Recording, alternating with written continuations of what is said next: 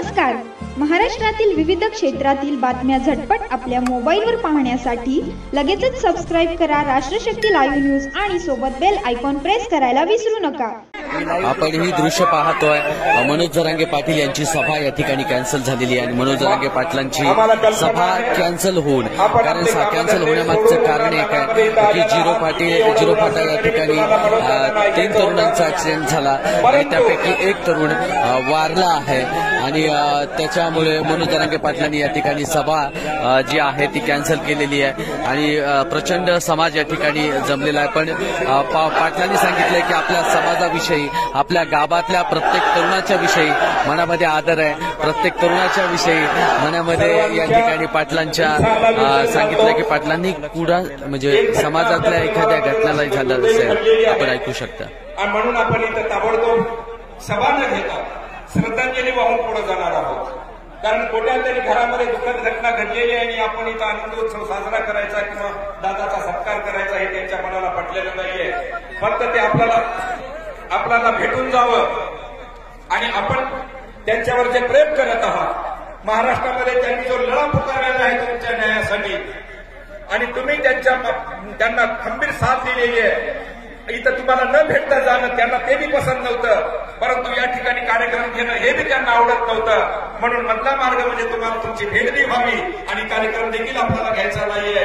कारण आपल्या परिसरातली एक तरुण व्यक्ती रात्री दुर्दैवीपणानं आपल्यामधूनच तो कार्यकर्ता आपला इथून निघून गेलेला आहे. खरं म्हणजे अशोक नावाचा जो जगन्नाथरावाचा चापके जे आहे त्यांचा चिरंजीव रात्री आपल्यामधून निघून गेलेला आहे. ऍक्सिडेंट झालेला आहे.